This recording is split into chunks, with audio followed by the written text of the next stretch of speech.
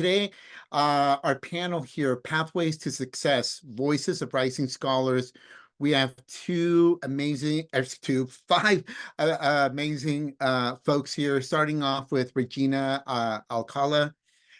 Next, Paul Bocanegra, Aisha Kitchen, Miguel Soto Trocoli. Hopefully, I pronounced that your last name correctly, Miguel, and then Candace Young. So everyone, thank you, and the rest of us. I mean, kind of a virtual round of applause, or however, whoop it up, or whatever it is that you feel comfortable doing here to welcome our panel here. So again, thank you so much. So I have some questions that I will ask the panelists, and I shared with the panelists that really I want to just keep this as natural of a conversation. Imagine we're kind of sitting around the bonfire or something like that, and just kind of chatting and talking, sharing our stories.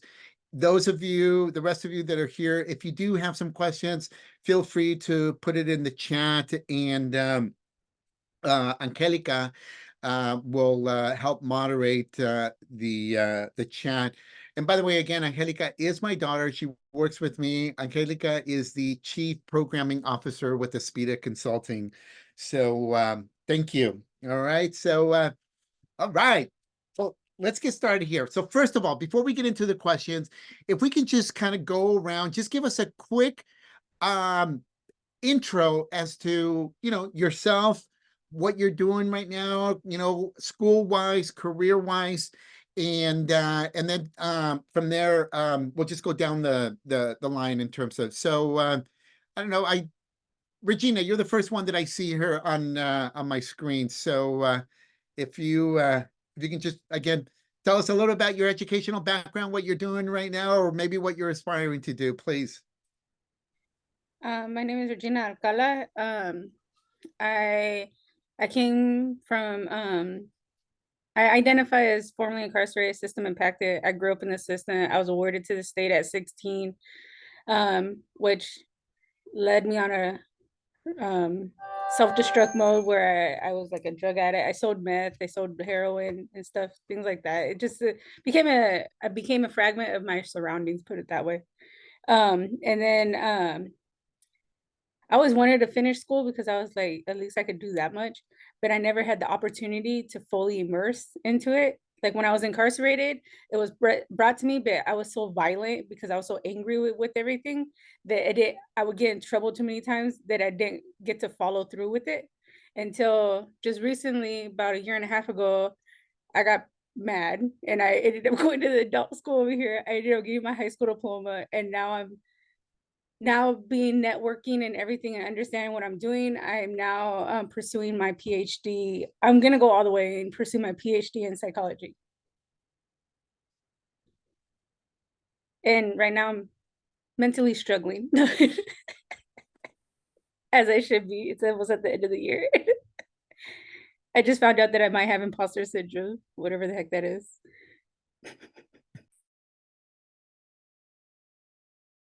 Oscar, you're on mute.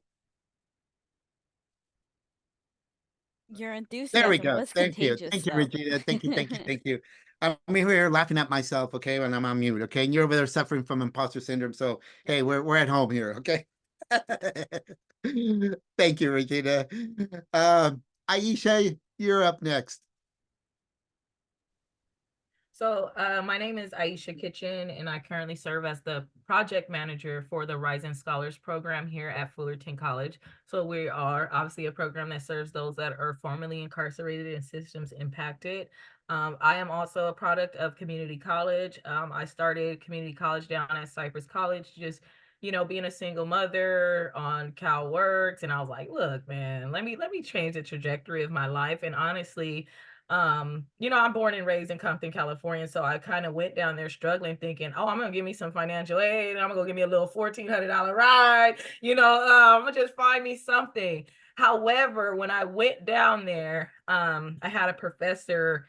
He was like, oh, go see this lady for 10 extra credit points. And at that point, I needed some extra credit. So I went, and it so happened to be Jane Elliott, if anybody knows who that is. And so the room blew me away, and I was like, dang, I'm supposed to be here. But again, I was already failing because I just came for money. With that being said, I was like, I'm not a quitter. I'm not a quitter. I'm going back, right? I'm going back, and I find myself back connecting with programs like EOPS, CalWorks, and took off from there, right? And so coming for a certificate, just aiming low, having, we only have two eyes, having other people see what we don't see in ourselves. And Mama Lily Perez Stroud down there, that's my fairy godmother, was like, no, you're going to transfer, right? And so next thing you know, I was transferring, and I went to Cal State Fullerton, where I received my bachelor's degree in criminal justice. Okay, y'all. But at that time, you're navigating and you're doing what you know, right? And that was something I could speak to. I knew I could get good grades. I knew I could, I guess, be myself in a sense, right? In those courses, and, speak to some things. So I did well there. I graduated and I started living life again. I kind of had, what do you want to say? Graduation depression, right? All that education that I did, I left, and I didn't have nowhere to turn to. No one from my home understood it. So I went back to call centers. That was what I knew. I didn't know the long road of waiting, but so much more I'll share with y'all, I guess, at the questions. I don't want to I'm gonna let other folks go, but I also have my master's degree in higher education with a focus on student affairs. Focus in student affairs with diversity, equity, and inclusion. So again, I'm happy to be here, and we'll let you popcorn the next person as we get into it. Thank you. Thank you, Aisha. Love it. Candace. Hi, I'm Candace. I'm a Cypress College student. I am also serving as student, or let's see, I serve on the board for the Rising Scholars at Cypress College. I'm student representative. I've also served as Fight Club co-president. And let's see, I graduated high school back in 2010, and always wanted to go back to school, right? But I had suffered a traumatic brain injury when I was 13 years old from a car accident. And during my teen years, my mom would tell me, like, I would tell her, like, oh, I want to be a psychiatrist, I want to be a therapist. And she'd always tell me, you can't do that, right? You have brain damage, you can't do that. And and so, like, that idea of ever going to school was like, I just dismissed it. Didn't, it was whatever, I'm not going to do that. I ended up getting into some trouble, was facing life in prison at 19 years old. Ended up fighting those charges and beat them, and that was in another state. And so I came back home to California and continued on in drug addiction, and just burning my life down to the ground, right? And let's see, it was three years ago I got clean, and this time I decided, like, I need to do something different with my life. And because my first go around in recovery didn't, when I was just doing strictly recovery, it didn't work, right? Like, I needed something else in my life. And so I went to school. I went to Cypress College. I found a community. I found where I belonged, and right now I'm working on my psychology degree to get my associates. I plan on transferring. My end goal is to graduate with my PsyD and become a clinical psychologist so that I can work with other domestic violence survivors, because that is me. And I hope to also one day be able to donate time to Native American reservations. Awesome. Thank you, Candace. Thank you, thank you, thank you. See, I'm telling you, everyone, or I told you, everyone, very inspirational stories right here. Okay, so thank you. Paul, you're up next. Hey, good evening, everyone. Thank you for sharing those pieces of your life. My name is Paul Bocanegra. I reside in Redwood City, and I am a survivor of the school to prison pipeline. I was condemned to life without parole plus 4 years for a crime I did not commit. And after experiencing that with combined with the simulation and just trauma as a youth, I was extremely difficult. But with the help of the community and the reforms to the system, I was able to make it back home after 25 and a half years in a cage. And I recently ran for Board of Supervisor for the County of San Mateo. Came up 4,000 votes short, but received a lot of blessings from the Democratic Central Committee for another run in the future. And so I am also a sitting juvenile justice commissioner for the County of San Mateo and a state delegate to Senator Josh Becker, who oversees Santa Clara and San Mateo County. And it is a blessing and an honor to be here on the screen with all of you who are also survivors. And I look forward to sharing more about my story and hopefully working with you all in the future. Thank you. Yes, thank you. Thank you, Paul. Thank you. Thank you. Yes, definitely. So, Miguel, you're next, my friend. Hi everyone. I hope everyone's doing well. I don't know where to start. Everyone, such impactful stories, and it's an honor and grateful pleasure to be here with you all. So thank you so much for sharing. I found similarities in stories I've heard. So I graduated from high school 2020 as well. I mean 2010, excuse me. And I also struggled getting back into school. I struggled with substance abuse for more than a decade, maybe like 12 years after the fact. I actually became a certified pharmacy technician back in 2021 when I went back to school at NOCE 2020. Obviously, still searching, still trying to find myself. You know, things happen. But I've stuck to my sober life since 2020, and I'm happy to say that it's the best decision, along with going back to school. It's best decisions that I made. So, like I said, I don't want to, like Laisha said, I don't want to get too much. We're going to go into the questions, but I'm graduating with my associates in psychology this semester. I was accepted to UCI psychological science program for the fall. I am the Psi Beta president currently, and I'm happy to represent the Rising Scholars at NOCE through the advisory committee as well. I am a Rising Scholars through Cypress College as well, and I'm grateful to be here. Like I said, I don't want to get ahead of myself. What my point is, we deal with demons, we deal with struggles. It's being in a cage, our own personal demons, a combination of everything. But we have the key to let ourselves out of these cages in most situations. Unfortunately, Paul, your story is very touching, and I don't know what to say. That you're a very strong, we're all very strong individuals, but for you to have for you to gone through that and to be in the position that you're being in right now is amazing. And not just Paul, all of us here, but I'm just honored to be here. So thank you so much. Thank you, Miguel. Thank you, thank you, thank you, thank you. Gosh, I almost feel like if we ended, if the power went out right now, just in these 10 minutes, you just supercharged us and gave us a tremendous amount of hope, everyone. Thank you, all of you. Very beautiful stories. So, well, I have some questions here that I wanna ask you. Okay, and again, like I said, we'll keep it a casual conversation. But I have this first question here, and Regina, I'll go back to you since you started it here. But the question here is, how did your experience with the justice system influence your decision to pursue higher education?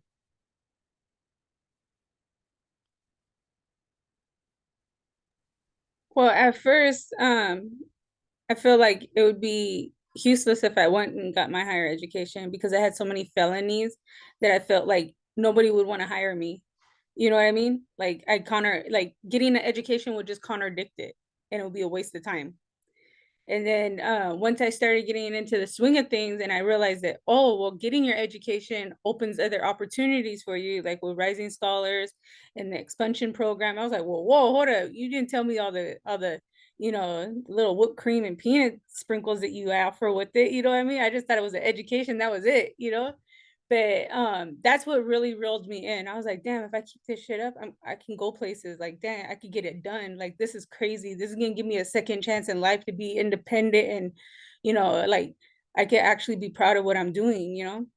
And so that was the game changer for me, was that despite the fact of actually pursuing my education, which was such a victorious moment for me, the idea that we were recognized and they understood the struggles that we had being ex-cons. I had last semester, I signed off on 52 freaking felony charges throughout all LA County. And the only 4 that didn't get cleared was because my brother slept with the judge's daughter. And so there's like bad blood. But it's okay. So I'm going to run it again, and I'm going to run an appeal because now I'm educated. I'm gonna Yeah. run uphill and have another judge carry the case. So Yeah. I didn't know that until I started getting my education. Yeah. Yeah, Oh that my part.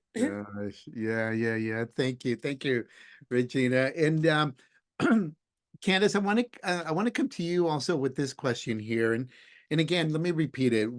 How did your experience with the justice system influence your decision to pursue higher ed? Um, I don't know if it necessarily had a direct impact on that, right? Like, I just knew that like I needed to do something different in my life. Like I really like because especially with the way that I was going, like I was going to end up going back to jail, and like things were just like and I never wanted to go back to jail. I mean, I went back to jail when I lived in Washington too, and that was a short stay, but I just knew I never wanted to go back there. And so that was, I think, so indirectly it had that impact on it of just like I need to do something different. Like I cannot do this, and especially coming from my family, like I'm from a family. Let's see, there's 6 children. Only two of us have never been incarcerated, right? Only two of us, and and then like out of my parents, like only my mom has never been incarcerated. So like I really needed to figure out a way to break that cycle, and so that was really my thing, was just like I needed change. I didn't want to continue down that lifestyle anymore. Yeah, definitely understood. No, thank you, Candace. Um, either Aisha, Paul, or Miguel, is there anything that you would like to share with regards to this question? If not, I have another question that's kind of related to the academic success, but I want to give you an opportunity if you want to add or share anything related to this first question. Any of you, just unmute yourself. That's fine. I will just add a little bit. The justice system did not influence my decision to pursue higher education, because when I was traveling through the educational system at the time, I started Cypress College in I think 2010. We weren't talking about it, right? Those were things that I kept tucked. So it did not influence my decision. And I just wanted to share that for some folks that maybe were around that time before we were talking about these type of things in empowerment Yes, to speak on this understood. identity. Yeah, that's a great point. Thank you for sharing that. And again, So my experience inside wasn't that long, but it did impact me a lot. It was overnight. I had a warrant and I got arrested, and let's just say I realized it's somewhere that I didn't want to be as much, just because that feeling of other people being in charge of you. I remember this experience. So there was a nice CO and there was a not a good CO. Basically, good cop, bad cop situation, right? While they're fingerprinting me. At this point, I realized that thankfully I had someone looking out for me. I was gonna get out pretty soon. So I was singing to what is that one song? I always win, win, win. Back in the day, I think it's DJ Khaled. I'm not sure. Anyways, but I think it's I always win, win, win. So one of the CEOs was like slamming my fingers while taking my fingerprints. And I don't want to bring race into it, but I'm just gonna say he was seemed Latin American, maybe Caucasian. And then I had an African American CEO who was like dancing with or like singing along with me, and he was like happy with me. And I was like, that kind of got to me because I felt like, yes, I made the decision and I am responsible for putting myself in that decision. I understand. I was there. And I think that's the one thing, being realizing that we put ourselves in the situation and kind of being responsible for that. But at the same time, I realized like this guy doesn't need to be treating me like shit. He doesn't need to be treating me like crap. He doesn't even know me. He doesn't like, and what I did was not such a big deal either. So it's like, I felt like it was more of an ego thing probably. He was upset that I was happy dancing, getting fingerprinted, and maybe his coworker was going along with it with his colleague. So my point is, don't put if you have the power, empower yourself to not put yourself in these positions. And then if you have and another to add on to this, being through the system and seeing how I was a troublemaker, I was a delinquent. I didn't struggle with the system too much, but I did crimes. I ran around doing things, like most of us do when we're soul searching, if not, not everyone, but some of us. I realized that I want to help other people going through that same, if not just substance abuse, but what was mentioned, breaking that cycle of substance abuse, breaking that cycle of abuse, and then breaking that cycle of being in the system. And it all starts with one decision, wanting to do it for yourself. And a quote that I recently wrote about, and I think it's Nelson Mandela, had to do about being impossible. Nothing is impossible unless we take that first step. I thought becoming sober was impossible. I thought being a certified pharmacy technician was impossible.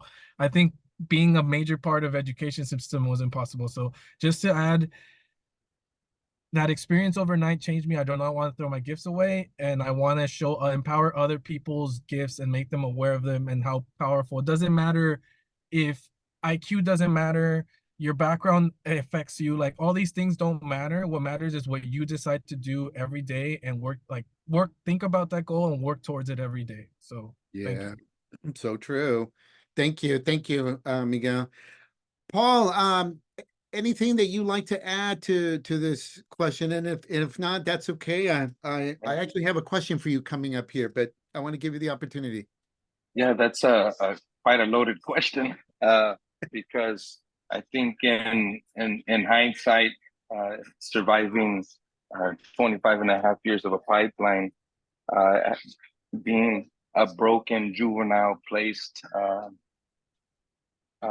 amongst the hardened adults, experienced adults, more entrenched adults in that lifestyle, it delivers a completely unfair environment to the youth that's being placed on these yards with killers, and he's not a killer.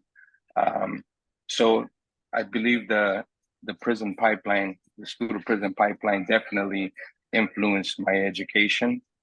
I was assessed to have a 5th grade education level when I was sent into the prison pipeline.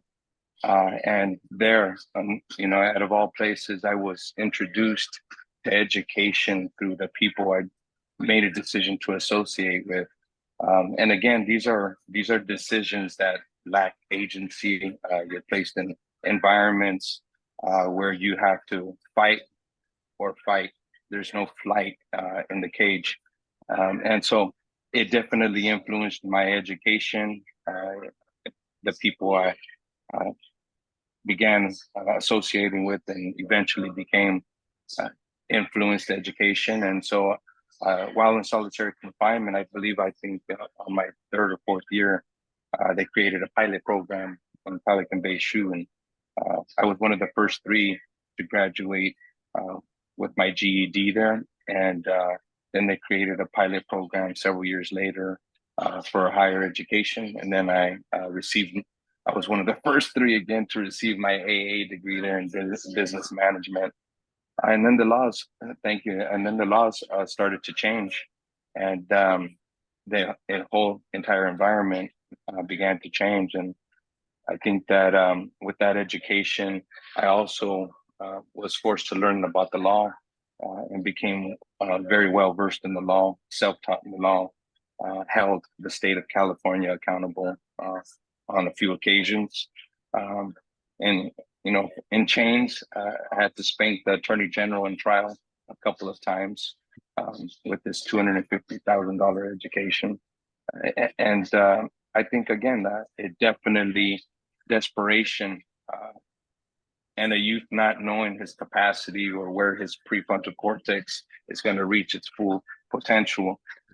You just keep learning, you keep reading, and it influenced my education. I felt so desperate for agency that I felt that understanding the institution and the curricula and its policies and legislation that keeps that together was important that I understand if I wanted to fight for my freedom.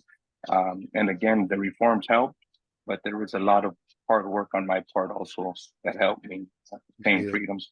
So, but I'll pass it back. No, thank you, Paul, as well, for sharing that. And in fact, I want to come back to you because this next question, and obviously for all of you here, okay, but I want to start with you, Paul, because you were kind of touching on this right now. But my next question is, what support systems or mentors, and mentors, in quotes, or how, however, anyone that might have helped you, right? What role did they play in your academic success, your academic pursuit? That's a good question. So I think that in life, we need mentors. Everyone needs a mentor. Coming from a very traumatizing and a red line district, right? Like, I don't want to get all political here, but I'm in politics. So being born and raised to immigrant parents, assimilation in a red line district, where all the things are, right? That the things that don't exist in the upper class communities, like crack cocaine, heroin, guns, right? Guns, so many different things. I think that that make things that makes my life much more expected in the community. And again, I'm just quickly highlighting in San Mateo County, where I live, and I'm a juvenile commissioner. I provide oversight over probation there. When I walk into the juvenile hall to go and check in on the youngsters, majority of them look like me. 99.9% of them look like me, speak the same language I speak, pray to the same Virgencita that I pray to, and got hit with the same chancla that I got hit with. And it's heartbreaking to see a system behaving the way it's intended to behave, specifically targeting a communities of color. In this case, San Mateo County, I believe there's like 3% African American now, and they're a fading community because of gentrification. But those type of environments, with its institutions, with the curricula that we all want to master for that master's degree and PhD, it puts us in a box. And all of the boxes in this society operates on policies, rules, laws, bylaws, and many of those they're two-sided. And if you're someone of color or impoverished, you get whipped a lot harder and much different than if you are, again, a white Protestant male, and that harnesses some sort of equity, right? And it's just not financial equity; it's also person's equity. And so their mentors, our mentors, come from two different spaces. My mentors that help educate me were hardened gangsters in prison. Many of them were survivors of the Vietnam War, were brown berets, marched with Cesar Chavez, but also were broken as well and chose a life of crime. I didn't choose a life of crime. The criminal justice system chose me because I've never killed anybody, but yet I was convicted of killing, and I was placed amongst them. And so they became my mentors. Someone has to mentor you. Someone has to mentor you. Today, my mentors look different. I've reset my chessboard. My chessboard there was completely survival. My chessboard today is sustainability. So my mentors don't look the same. They don't have the big mustaches with all the tattoos, or are teaching me how to cut metal and sharpen metal, and where to stick the metal when it's time to hit your target. My mentors today teach me how to sustain myself, how to assist my community, how to be an asset and a vehicle of change, because it's not changing us, it's changing the systems that target us. So I can go on all day, but I'd like to pass it on. Thank you. No, thank you, Paul. So well articulated here. And Regina, I want to come back to you. Again, what support systems or mentors have played a role in the pursuit of your education, your career? Honestly, unfortunately, I didn't find my mentors and stuff until I started going to school. You know what I mean? I'd be 100% honest. I was always told that I wasn't gonna amount to nothing. I was always told that, oh, you're only allowed to do this because this is what well, on my husband's side, like, this is why I married you, because you know you're supposed to do this, this, and this. And he has, you know, his old school Hispanic, and that's their culture, and I understand. But I'm not like, I had to explain to him the cultural diversity is not there. You have to respect my identity just as much as I respect your identity, and I'm stating this. But that was not there, and it's been a very, very struggling trial. But by the grace of God, like, I got into school, I met Anna Marie, and oof, that that was the end of it. Like, I was like, oh, I found my voice.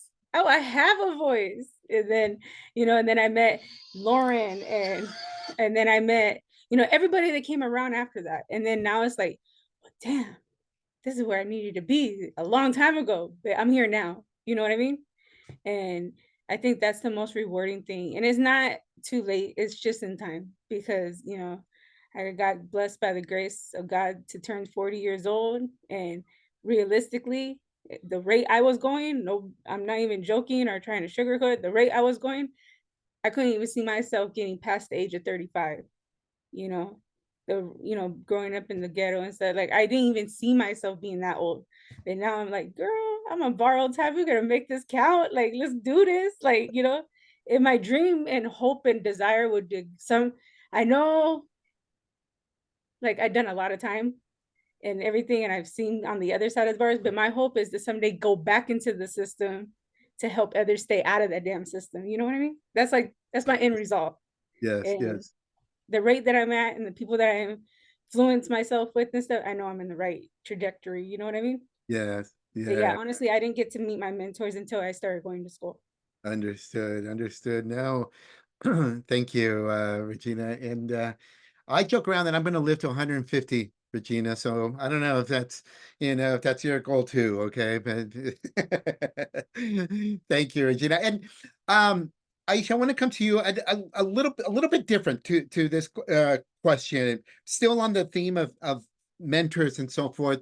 What advice would you give someone who is looking to find a mentor? Like, where do they start? How do they ask them? You know, I, you know, but how? I would say most of my mentors have came up organically, right? Authentically. But if there, I believe if there's someone that you see that you like what they have or you admire them, you kind of connect with them on a certain level, I would definitely reach out and say, hey, this is who I am and this is what I'm looking for. Would you Yeah, my mentor me? And most people are open. Why I say organically, because there are going to be some people that genuinely come along your path and want to help you, and sometimes it's good to identify those as allies and people who are there. And yeah, sometimes being formerly incarcerated or whatever it is, we don't know who wants to help us, right? Is it genuine? What you got for me? Or what is this, right? Or do I want another friend right now? Or what did this look like? Do I want to let them in on who I really am, right? And so I think it's those genuine connections that you follow up on, or those people who don't let you go, yeah, right? And I yeah, think you can do this, I see you doing that, and you kind of tap in with that. That's what I have done. So my advice is those who you see have the qualities or something that you are interested in, right? Or you think can help you, and maybe reach out. And though, and don't forget those people who are genuinely helping you along the way, authentically helping you. And so they kind of truly become mentors to you. And I have some mentors that I have that I don't, maybe every 6 months, hey, let's just have lunch, right? And those other ones where I can say, look, what the heck is an RQ or a PQ? What are they talking about, right? yes, So yeah, different folks. And I would say be open to backgrounds too, because again, how Paul explained his mentorship. Oh, I got a little old white lady who love to help me and we pray together. And I need her, right? We need our allies, because when my son cutting up at school, hey, bring your husband, because he used to be a teacher, come sit in me with these meetings, right? They trying to get me in these IEPs and I don't know what they're saying. And he will come, right? And he will serve. So that will help. And I won't forget my Latina sisters, right? It does something when we co-conspire, and I want to do research on that. I wouldn't be here without some of my Latina sisters, and I always throw that out there, right? I just really wouldn't. It's something that comes together. So a lot of them have helped me on this journey and help refine me. So it just depends on, what your circle looks like. But mine looks like a whole bunch of people, some older, some are in the church, some are in higher ed, some are out of higher ed. I have my neighbor who's my mentor, and she calls herself the mayor of the block. right? But she just so happened to be my mentor because she's like, I'll be seeing you with them kids. What's your name? And so we just kind of connected, right? Yeah. So again, don't want to drag on. I think the way you find your mentors is what feels good, if I can say that. If it feels good and it feels genuine and it's a connection, doesn't have to be an everyday thing, right? I just want to tap in while you do what you do, or hey, can you help me? Because you never know. Excellent advice. Excellent advice, Aisha. Yes, thank you. Candace, again, I'm going to approach this a little differently to this question here. And in this case, my question for you is, I believe there are people that will push us in a good way, in a positive way, right? To better ourselves, to pursue our goals. And then there's going to be people that are just kind of keep us where we're at. And then there's also people that are going to try to push us back. Okay. So my question for you, Candace, is how does someone sever those ties with maybe those folks, maybe those close friends, maybe even relatives that are negatively influencing us and are impeding us or holding us back? Like how can any recommendation, any advice that you have? You know what's so funny? This is not my strong suit, right? But no, you know what? I have actually gotten better at it, right? When I realize, like, when I just get that feeling like this relationship has come to an end, right? Like, and I just, I'm gonna love you from a distance. I will always be here for you, like, if you ever need anything, right? But like, this relationship is no longer serving me. I kind of like go no contact with them. Yes. It's just, I mean, and I like to keep track of them just to know like they're doing good or whatever. I just, through Facebook or whatever. But it's really just one of those things of like, I actually just recently kind of like severed ties with one of my very best friends. I met her when I moved out here to Orange County, right? And we were really good friends, and we just we called each other, like, we were each other's soul sisters, right? And unfortunately, like, I'm progressing in my life one way, and I see her backtracking, and she's starting to use again, and she's lying to me, and unfortunately, I just had to like let go, and that's really what it was. It's not anything other than just simply letting go. It was just, and I will always be here for her. If she ever wants help, I'm here. Like, Yeah. let's get you in a program. Like, if you want to go back, like, she wanted to do, go to school for welding. And I tried to get her connected with a female friend that I have that went to school for welding and is working now. And it's like, cause that's a woman being in a welding position. Like, that's the man's world kind of thing. Right. So it was like to help her get connected with another female, and she didn't, and she wanted it, and then she never followed through. And so it was just kind of like, I set it up, and it's like, okay, and you just let it go. It just, Yeah. acceptance, right? Like, acceptance is like the answer to everything, really. Yeah. Well, and Candace, thank you for leading or your answer, initially so vulnerable and authentic, where you said, this is something that I'm working on still too, because everyone, I think the reality is that I think all of us are working on this. Maybe with some people, we're a little further along in the process, right? But there are some people, especially those loved ones, right? Our family, if we're living under the same roof, that it's pretty tough. Okay. You're seeing them day in and day out and so forth. But I really appreciate your vulnerability and sharing, but also excellent advice there, Candace. Thank you. Thank you. Miguel, I'm coming back to you. And this time I have a different question, okay, for you. And the question is, what strategies did you use to overcome the obstacles related to the stigma or the biases? Okay. So kind of to connect what we just talked about, who you surround yourself with can have a lot to do with this. So if you surround yourself with people full of negative biases, full of stigmas, it is going to affect that to you. So I just wanted to touch on that real quick because Laisha made a great point, so did Candice. We are who we are, but who we are around affects us as well. If you want to be a doctor, surround yourself with doctors. If you want to be a gangster, you end up surrounding yourself with gangsters. And I think at the end of the day, we have that power to decide what we do. So regarding that, if you want to be a biased person or a person who deals with stigmas or sees stigmas negatively, instead of trying to bring these conversations out into the world and sit down and have these important conversations, you can surround yourself with these people who are negative, who are maybe aware of their biases, but don't want to work on them. Because there's one thing, some people are aware about their biases, they don't care to work on them, or they're not aware of their biases. So it's, pick your poison kind of thing, right? So I think it's important to be aware of our biases. That's to answer the question. Be aware of our biases. And this is something I learned this year that, well, not just this year, but we all have biases, no matter what, no matter how hard we work on our biases, no matter how, hey, it's impossible to, I shouldn't say impossible, but it's very hard to not have biases. We all have biases from we grow up from, our parents, our experiences, our friends, technology, media, all these things stimulate our brains in different forms and create these biases.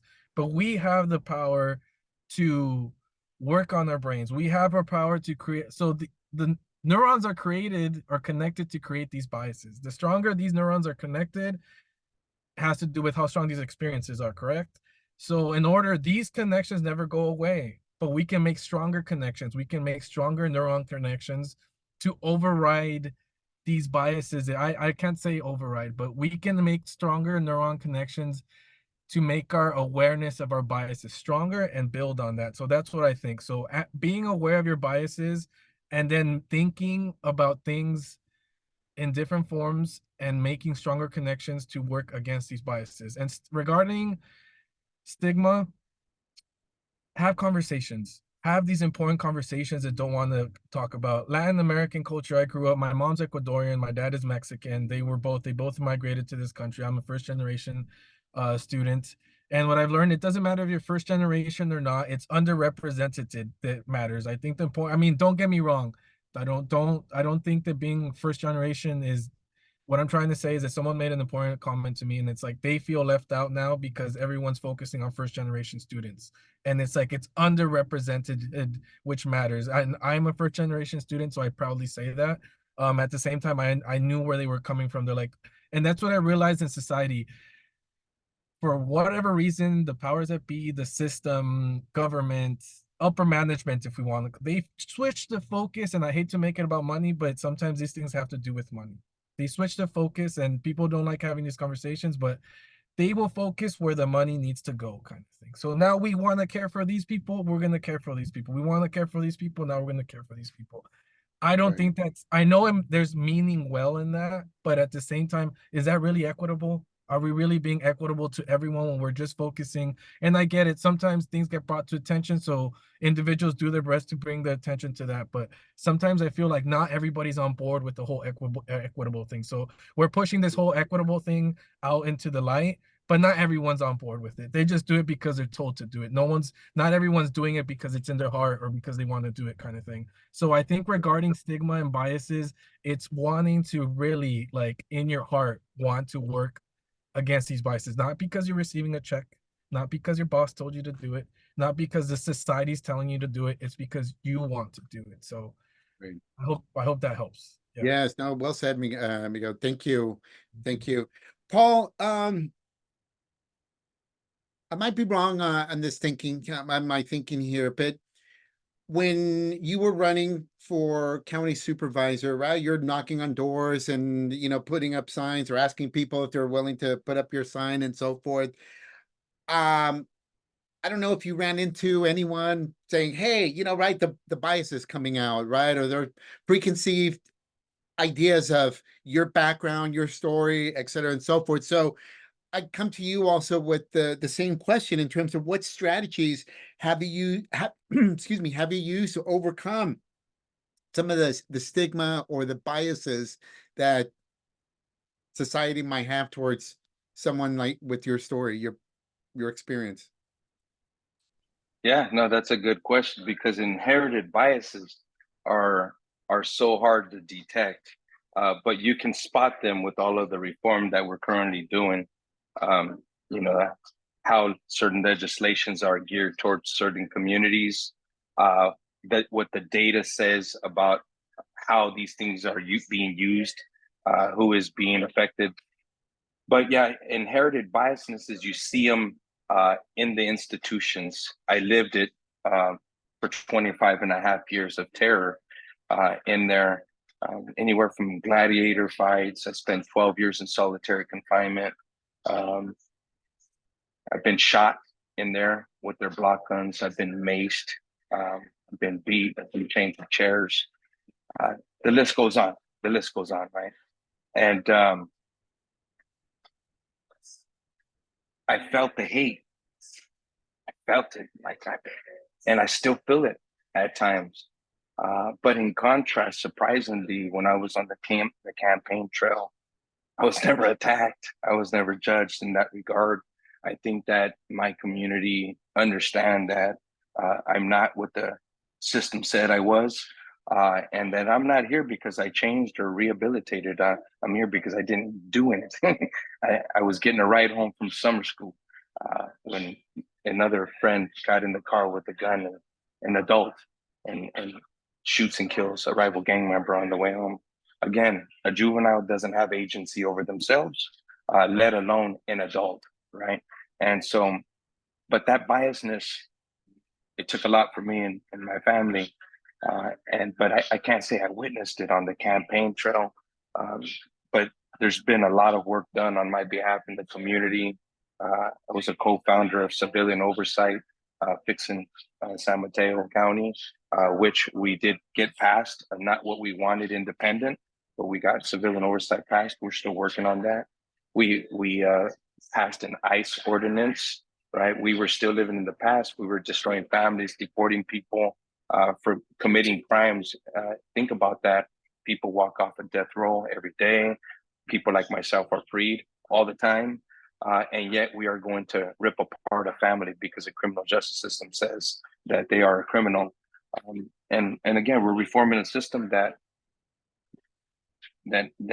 whips people differently.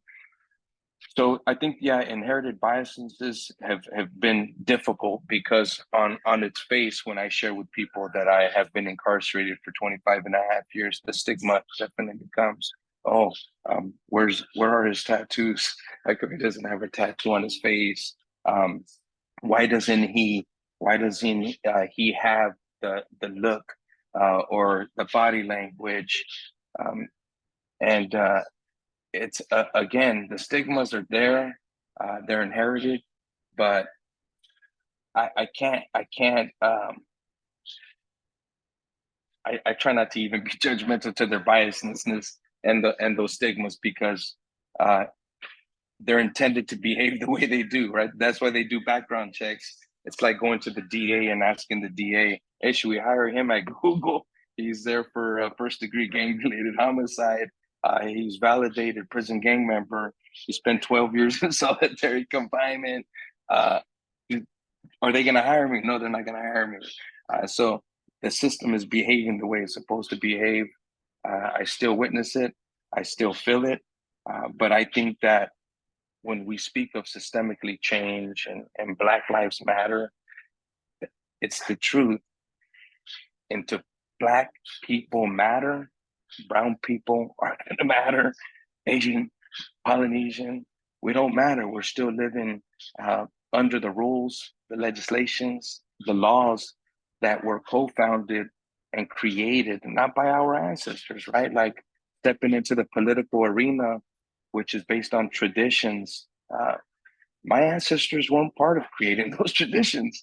So we have to constantly fight our way into these systems and institutions, past the bias, the inherited biases that exist, right?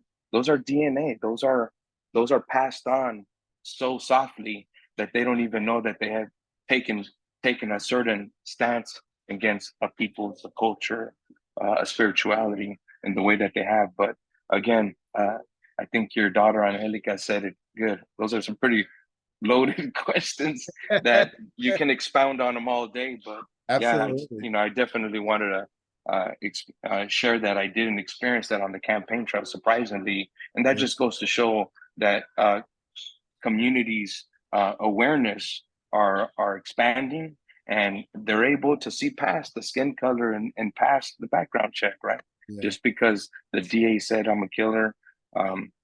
If you go to my community and say, hey, you know, Paul Bocanegra, they're gonna say, oh yeah, he's a community leader. He does this. He's a co-founder of an organization. He's got this law passed. You know, I write legislation today. I help undo legislation, and so. But the last thing they will tell you is, in fact, they won't tell you that I'm a killer because I've never killed anyone. So, Right. thank you. Thank you, Paul. Thank you. And everyone, those of you that are again joining us, if you do have any questions for the panelists, just drop them in the chat, and Angelica will help me out here. But let me we're coming up to the hour, and so I want to give all of you an opportunity to share any advice, tips, career, education related, maybe or maybe a part of your story that you feel will impact not only those that are joining us today, but those that will either watch or listen to this panel discussion here. So we'll just kind of go around, right? Think of something, a comment or something, whatever it is that you want to share to kind of in closing here that you feel will help here. So folks, but Candace, do you want to lead us off here as we're coming to the end? Any final thoughts from your end?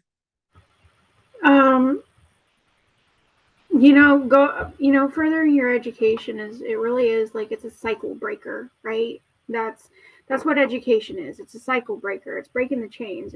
It's freeing yourself. It's finding independence, and it's freedom, right?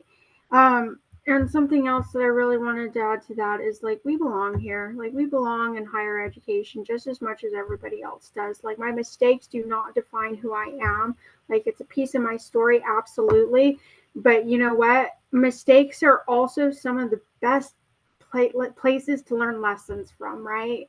Like so it's I am wiser because of my mistakes. But we deserve to be here just as much as everybody else.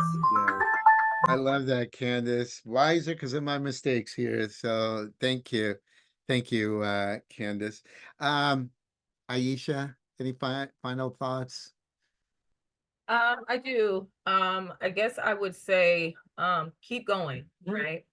I've never seen the righteous be forsaken or forgotten. So I would like to say, keep going. Don't be afraid to redefine success, because again, 36 years old, I would have thought I would have been somewhere else at the point I am in my life. And sometimes it's okay to redefine that. Success, right? I just came from a temporary position to a full-time. You just never know. So again, don't be afraid to redefine your success, and free yourself from those mental prisons. I'll come from the era of free your mind, the rest will follow. Y'all remember that? Oh yeah. So well, maybe y'all don't. If you don't, you a little young. I think I'll share an email, okay? But what is meant for you will be the same thing. What was meant to harm you, I think, will be the same thing that will catapult you to places that you'll never thought you would be. So keep going and free yourself from those mental prisons. Talk a lot about mental prisons. So yes, that's all I have. Yes, excellent. Thank you, Aisha. Regina. The only thing I would have to say is don't stop improving yourself. I know that we work in higher education and we have a reoccurring realization each semester that comes is, okay, am I going to make this semester better than the last? And I think it's a good check-in for ourselves. It allows us to understand that we're not edified of what our past self is, but we're edified by what our future self holds. And, get out of your head sometimes. Sometimes it's only you that think that you're not good enough. You know what I mean? Beautiful. Thank you, Regina. Miguel, final thoughts. Believe in yourself and remind yourself on the dark days why you're doing it. And it's sometimes hard sometimes very hard to find that light during the dark days. And on those days that you can find that light, just know that there's always going to be the day after. There's always going to be another day. And if that day turns into a week, 2 weeks, even a month, be nice to yourself. Give yourself grace. We are human beings. We are not perfect. And all of us, not just us, but everyone goes through struggles. We all go through different forms of hell, some on different levels, more or higher levels of hell, probably. What I've learned as an individual, it doesn't help us to compare, but it's good to be aware of it. It's good to be aware, have some understanding as well. And yeah, I think believe in yourself, remind yourself there's a light at the end of the tunnel. If you want to say that, you decide how long your tunnel you want to be. If you want to learn for the rest of your life, which I encourage everyone that's listening or hearing this too, I have found, and I kind of, everything that has said, that Candace, Regina, and Laisha has said before, I agree with completely. And it's on point. But you find in higher education self-awareness. I found so much self-awareness besides my own soul searching, but even in your assignments, writing assignments in general education classes that you might have not been interested, you will find some self-awareness. You might take a class you didn't think you would like, you take it. I wasn't so much into criminology or the social justice system part of things, but now I'm considering taking a master's of legal and forensic psychology at UCI, which I was actually connected with through searching for a mentor on LinkedIn. So these tools like LinkedIn and things like this that can help you connect will actually help. And they actually recommended me to a 3D lab, which is a developmental disorder and delinquency research lab, which I hope to apply to in the future to kind of help this research. They've done a program where it's like they're helping individuals who are in the system, helping them, like it was a pilot program that I learned about, but help them graduate to like get felonies off their case. So this is in the future. So the reason I'm saying this, believe in yourself, remind yourself there's light, and then if you find light somewhere, follow that light and it'll take you to more light. Yeah. Oh, yes. And I love what you said, also, give yourself some grace. Thank you, Miguel. Paul, it's yours. Man, Virtual yes. stage So is yours. yeah, no. So the name of this program is Rising Scholars. That means it's boundless, right? You're rising. There's no boundary. You're not going to encounter a stop sign. You're not going to encounter legislation. You're just moving about space.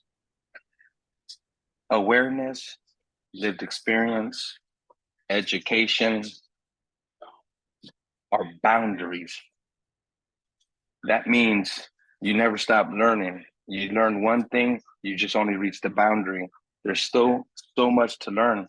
But what I do want to say about careers and the degrees of education is that don't allow these institutions to be affected by the one institution that melts into all other institutions, which is jurisprudence, the letter, understanding, and the application of the law. It doesn't matter which career that you enter, jurisprudence is hovering and is ready to hold you accountable. And on the flip side of that, with your agency, with your awareness, with your lived experience, I don't have the education that was utilized to create the school to prison pipeline. I don't have the education to create another school to prison pipeline, but I do have the experience to undo the school to prison pipelines.